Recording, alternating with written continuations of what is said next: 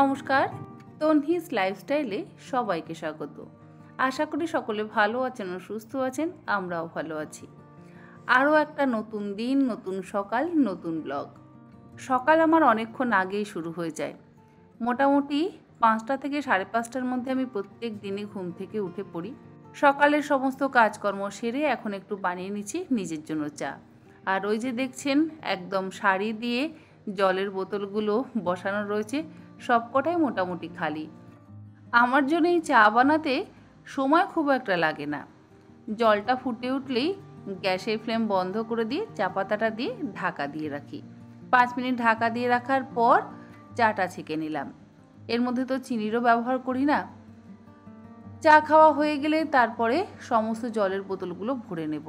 তবে জলের বোতলগুলো ভরার আগে বোতলগুলোকে একবার ধুয়ে পরিষ্কার করে নিই, তারপর জল ভরবো। বোতলগুলো ধোয়ার জন্য ভিনিগার, ভিম লিকুইড আর একটু খাবার সোডা বা পাতিলেবুর রস ব্যবহার করি। এইভাবে করলে বোতলগুলো কিন্তু খুব সুন্দর পরিষ্কার হয়। যাই হোক, আগে চাটা তো খেয়ে নিই, তারপরে বাকি কাজগুলো করব। মোটামুটি চা খেতে খেতে আমি দুটো চ্যানেলের প্রত্যেকের কমেন্টসের জবাব দেওয়ার চেষ্টা করি। সব সময় হয়তো হয়ে ওঠে না, কিন্তু যখনই সময় পাই প্রত্যেকের কমেন্টসগুলো আমি পড়ে নিই। গত দিনের ব্লগ ভিডিওতে আপনারা কিন্তু অনেক অনেক মন্তব্য করেছেন।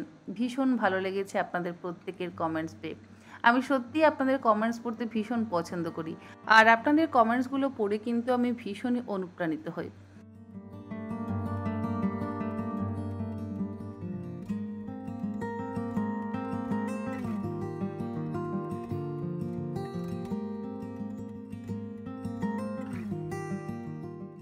প্রত্যেকের কমেন্টসগুলো পড়া হয়ে গেলে তারপরে ভাবতে থাকি নেক্সট কী কাজ করব। তবে বেশ কয়েকদিন আমি খুবই ব্যস্ত ছিলাম আমার কুকিং চ্যানেলের নানান রকম ভিডিও শ্যুটের জন্য। 3-4 দিন তো রাত্রির 2:30-3টে পর্যন্ত শ্যুট করতে হয়েছে। আসলে ক্যাম্পেইন শ্যুট থাকলে মোটামুটি এরকমই সময় লাগে, তাই জন্য একটু ক্লান্তও ছিলাম 2-3 দিন ধরে। সকালের দিকে আর শরীর যেন চলছিল না, কারণ রাত্রি 3টে অবধি যদি শ্যুট হয় তারপরে ঘুম ভাঙে কিন্তু সেই সকাল 5টা 5:30টাতে। কি করব, কাজ তো করতেই হবে। যতই রাত জেগে কাজ করি না কেন, ভোরবেলা ঘুম ওই একই টাইমে ভাঙে। তারপরে সারা দিন যেন মুরগির মতন ঝিমোতে থাকি। একদিকে কাজ করি, অন্যদিকে যেন ঘুম ঘুম পেতে থাকে, কিন্তু শুলে আর ঘুম আসে না, কারণ মাথার মধ্যে কাজের অনেক চাপ থাকে। যে যাই হোক, চাটা বড্ড গরম, আমি আবার গরম চা খেতে একেবারেই পারি না। এর মধ্যে পাগোবাবুও উঠে পড়েছে। পাগোবাবু যত বড় হচ্ছে তত তার দুষ্টুমিও বাড়ছে। সন্ধেবেলা হলেই তার পটি কিন্তু বন্ধ হয়ে যায়।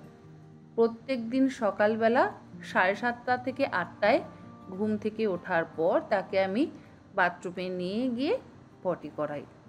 আর আজকাল দেখছি আমার ছেলে যদি তাকে বাথরুমে নিয়ে যায়, সে পটি করবে না, আমাকেই নিয়ে যেতে হবে। আমার জন্য সে প্রত্যেক দিন অপেক্ষা করে থাকবে। আর ঘুম থেকে উঠে তাকে এইভাবে আমাকে প্রত্যেক দিন আদর করতে হবে। এইভাবে যদি আবার আদর না পায় তাহলে তার মাথাটা প্রচণ্ড গরম হয়ে যাবে। যাই হোক, আজকে তো পাঠালাম ছেলের সাথে বাথরুমে, দেখা যাক কী করে। যদি ছেলের কাছে না করে তখন আবার আমাকে যেতে হবে। পাখিরা যে বাথরুমে গিয়ে পটি করে এটা শুনলে অনেকেই হয়তো অবাক হবেন। অনেকেই বলবেন আমি বাজে কথা বলছি বা মিথ্যে কথা বলছি বা গ্যাজাখুরি দিয়ে কথা বলছি। তা কিন্তু একেবারেই নয়। আসলে ওর যে আমি ছোট থেকেই এই অভ্যেসটা করিয়ে দিয়েছি। বাচ্চাদেরও যেমন ছোট থেকে অভ্যেস করিয়ে দিলে সেই অভ্যেসটা বরাবর বজায় থাকে, আমি দেখলাম একটা পাখিরও কিন্তু সেই অভ্যেসটা যদি করিয়ে দেওয়া যায়, সেই অভ্যেসটা তার রয়ে যায়। পটি করে আসবে, তারপর তাকে একদম পরিষ্কার বাটিতে জল দেব, সেই জলটা খেয়ে তারপরে ছোলা, আপেল যা যা খাবার দেব সেই সমস্ত খাবারগুলো খেতে থাকবে। সারাদিন এই পাগোবাবুকে নিয়ে আমার বেশ সময় কেটে যায়। বাকিরাও আছে, তবে তারা থাকে তাদের নিজেদের মতন। পাগলুবাবু একটু আলাদাই বটে সবার থেকে।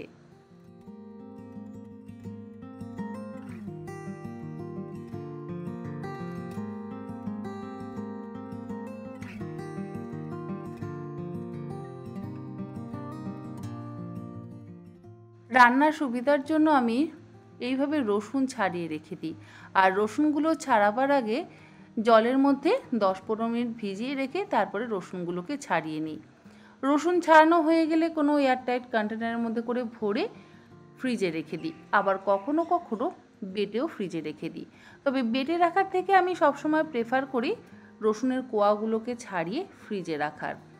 তাহলে কি হয়, পরিমাণ মতন মশলা তৈরি করে নেওয়া যায়। হ্যাঁ, পাবো পাবো বলো বলো পাবো বলো তো, হ্যাঁ একটু মিষ্টি করে বলো তো, পাবো পাবো,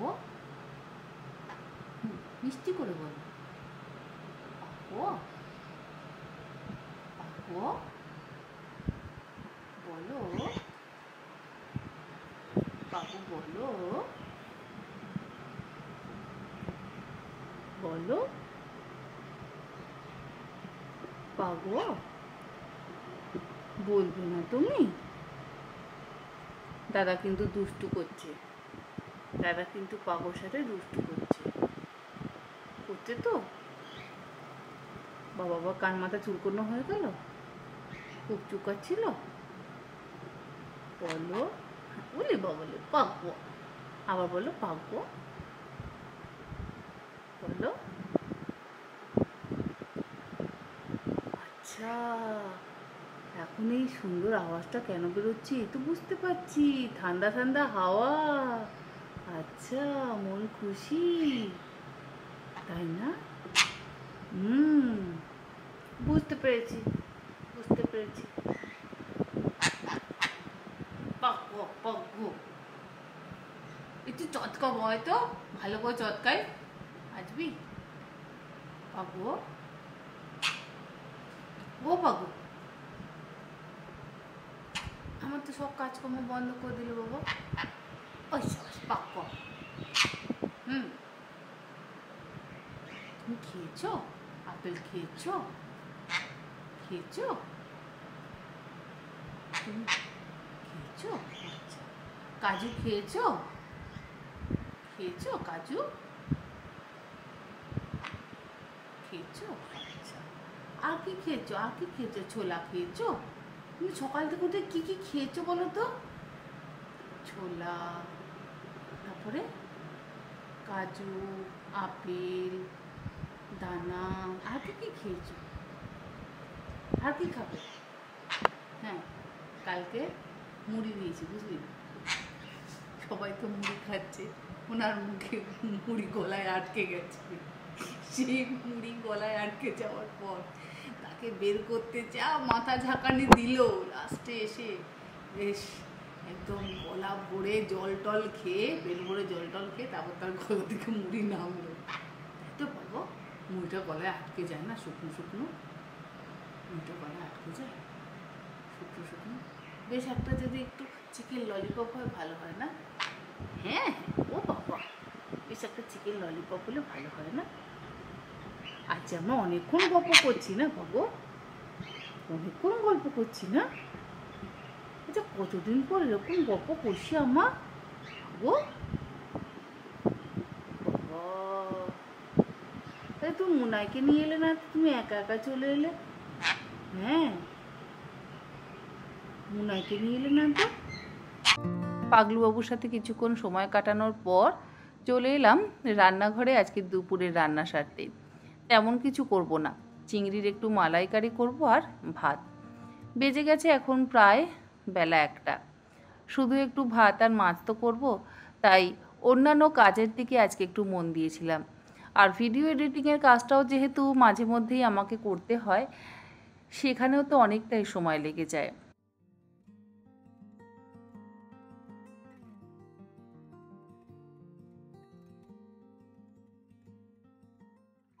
আজকে ছোট চিংড়িরই মালাইকারি বানাবো। এগুলো হচ্ছে বাগদা চিংড়ি, মোটামুটি 600 গ্রাম পরিমাণে বাগদা চিংড়ি আছে। 2-3 দিন আগে নিয়ে এসে ফ্রিজে রেখে দিয়েছিলাম। আজকে ফ্রিজ থেকে বের করে ভালো করে আবারও একবার ধুয়ে নিয়ে তারপরে লবণ আর হলুদ মাখিয়ে মিনিট 5 রেখে দেবো। আর চিংড়ি আমি কখনোই খুব একটা ভাজি না, না ভেজেই রান্না করলে কিন্তু বেশ ভালো লাগে। ভাজলে আমার কেন জানি না মনে হয় চিংড়িটা বেশি শক্ত হয়ে যায়। তাই প্রথমে অল্প একটু লবণ আর হলুদ গুঁড়ো মাখিয়ে মিনিট 5 রেখে দেবো। এরপরে মশলা কষিয়ে মালাইকারি বানিয়ে নেব। এর আগের দিন তো ভাপা চিংড়ির রেসিপি আপনার সঙ্গে শেয়ার করেছিলাম। আর ছেলেও ভাপা চিংড়ি খেতে খুব একটা পছন্দ করে না, কারণ সর্ষে বাটা আমার আর ছেলের একেবারেই পছন্দ নয়। তাই অল্প মশলা দিয়ে একটু মালাইকারি বানিয়ে নিচ্ছি।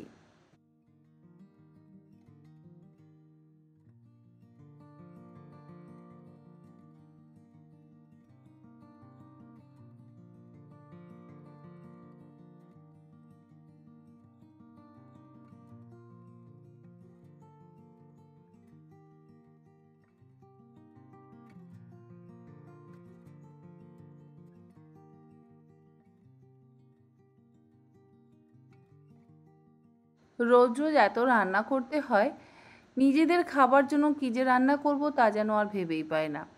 আজকাল তেল মশলাটাকে একেবারেই অ্যাভয়েড করছি। তাই চেষ্টা করি যতটা হালকা পাতলা রান্না করা যায়। তবে মাঝে মধ্যে আর ওই তেল ছাড়া বা মশলা ছাড়া রান্না খেতে ভালো লাগে না। তখন মনে হয় একটু আজকে মশলা দিয়ে রান্না করি। যাই হোক, আজকে মালাইকারিটা মোটামুটি অল্প তেল অল্প মশলা দিয়ে রান্নাটা করব, খেতে খারাপ হবে না। আমার এই মিক্সার গ্রাইন্ডারটা না, আমি একটা কুকিং কম্পিটিশান থেকে প্রাইজ পেয়েছিলাম, ফার্স্ট প্রাইজ পেয়েছিলাম। দীর্ঘ 4 বছর ধরে আমি এই গ্লেন কোম্পানির মিক্সার গ্রাইন্ডারটা ব্যবহার করছি। আমাকে কখনো কোনো সমস্যার মধ্যে পড়তে হয়নি।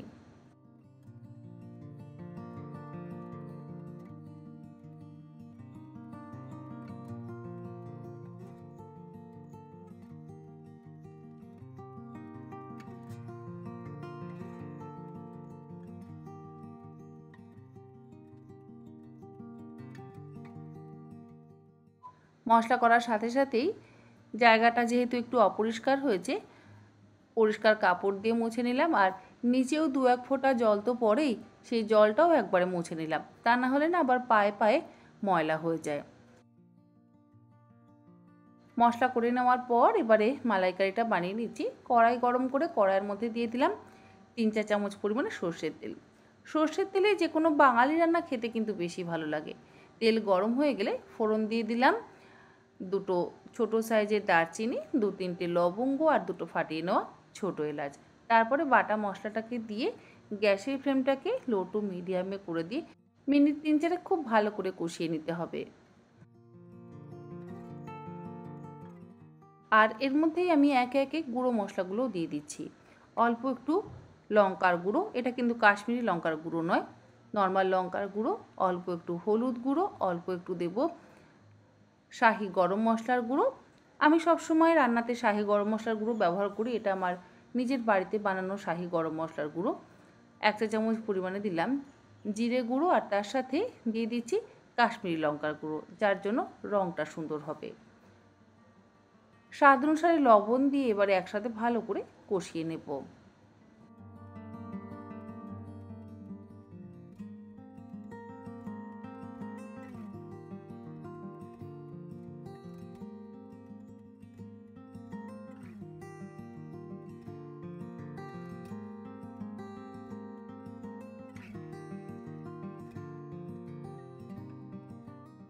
মিনিট 7-8 মশলাটা ভালো করে কষিয়ে নেওয়া হয়ে যাওয়ার পর এর মধ্যে দিয়ে দিচ্ছি লবণ আর হলুদ গুঁড়ো মাখিয়ে রাখা চিংড়িগুলো।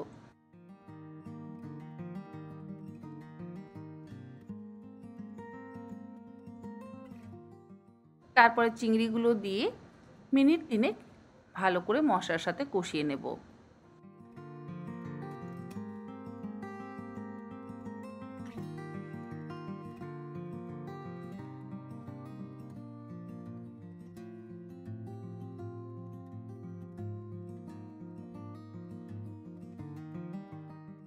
মশলা দিয়ে ভালো করে কষিয়ে নিয়ে এরপরে এর মধ্যে দিয়ে দিচ্ছি নারকেলের দুধ। নারকেল কুড়িয়ে গরম জল দিয়ে ভালো করে বেটে নিয়ে তারপরে সেই দুধটাকে আমি বের করে ডিপ ফ্রিজে রেখে দিয়েছিলাম।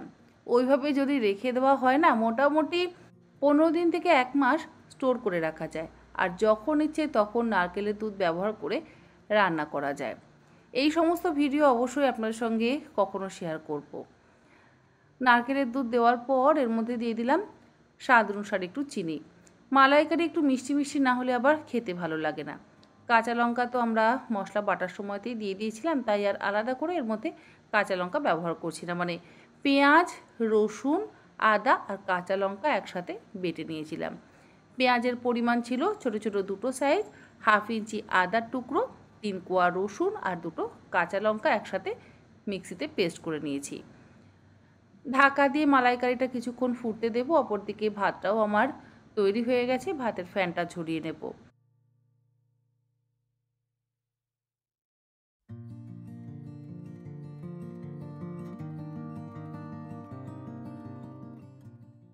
এই দুটো পদ রান্না করতে সময় কিন্তু খুব একটা বেশি লাগলো না, 30 মিনিটের মধ্যেই রান্না হয়ে গেল। চিংড়ি রান্না হতে তো একেবারেই সময় লাগে না, আর চালটাও তো আগে থাকতেই ভেজানো ছিল, তাই ভাতটাও 10 মিনিটের মধ্যেই রান্না হয়ে গেল। অপরদিকে চিংড়ির মালাইকারিও কিন্তু আমাদের একদম রেডি হয়ে গেছে। আর দেখুন কেমন সুন্দর রং হয়েছে। গ্যাসের ফ্লেমটাকে বন্ধ করে দিয়েছি। আজকে একদম সিম্পল মেনু, গরম গরম ভাত আর তার সাথে চিংড়ির মালাইকারি।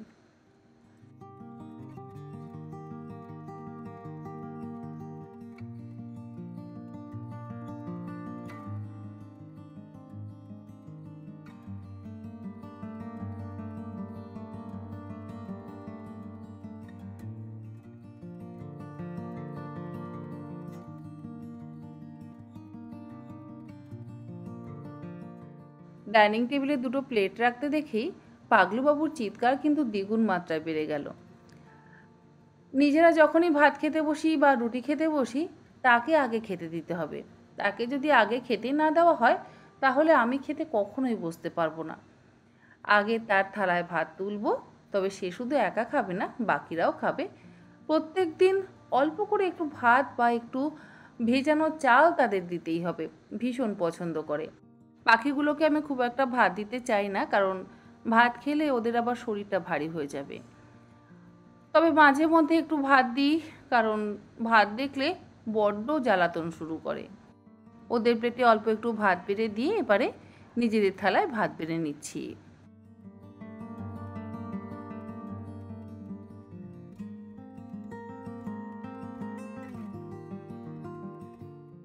নিজেরা খেতে বসার আগে তাদেরকে আগে খাবারটা দিয়ে আসি, তারপরে খেতে বসবো। দেখছেন খাবার দেখে কেমন লাফালাফি শুরু করে দিয়েছে। খাবে কিন্তু 2-4 দানা ভাত, তবে লাফালাফি তার অনেক বেশি। আমাদের কাছে সে ভাত খেতে চায়, কিন্তু টেবিলে বসে সে ভাত একেবারেই খাবে না। হয় ছেলের কাঁধে, নয় আমার মাথার ওপর বসে ভাতটি খেতে থাকবে। আর স্নান করার পর যদি সেই মাথার ওপরে বসে ভাতটি খায়, তাহলে কেমন লাগে বলুন তো। তাই ওকে সবসময় আমি খাঁচার মধ্যেই ভাত খেতে দিই। আগে যখন ছোট ছিল, তখন খাঁচার বাইরে বেরিয়ে এসে আমাদের সাথে এক প্লেট থেকে ভাত খাওয়ার চেষ্টা করতো। এক এক সময় আলাদা করে আমি প্লেটে ভাত দিতাম, কিন্তু তা দিলে হবে না, তাকে আমাকে হাতে করে ভাত খাওয়াতে হবে। এই দেখুন, সে খাঁচা ধরে ঝুলে পড়ে রয়েছে, তার ভাত খাওয়ার দিকে একেবারে মন নেই। তার মন হচ্ছে আমরা টেবিলে ভাত খেতে বসেছি, আর সে এসে আমাদের মাথার ওপর বা কাঁধের ওপর বসে ভাত খাবে।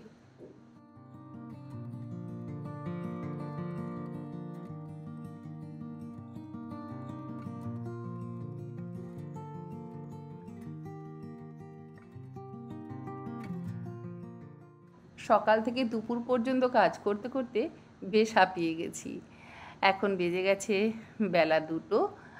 বসে পড়েছি মা আর ছেলে ভাত আর চিংড়ির মালাইকারি নিয়ে। যাই হোক, আজকের ভিডিওটা তাহলে এখানেই শেষ করি। আশা করি অন্যান্য দিনের মতন আজকের এই ছোট্ট ভিডিওটাও আপনাদের ভালো লাগবে। আজ তাহলে এই পর্যন্ত। আবার হাজির হয়ে যাব অন্যদিন অন্য কোনো ভিডিও নিয়ে। আপনারা সকলে ভালো থাকবেন, সুস্থ থাকবেন। ধন্যবাদ।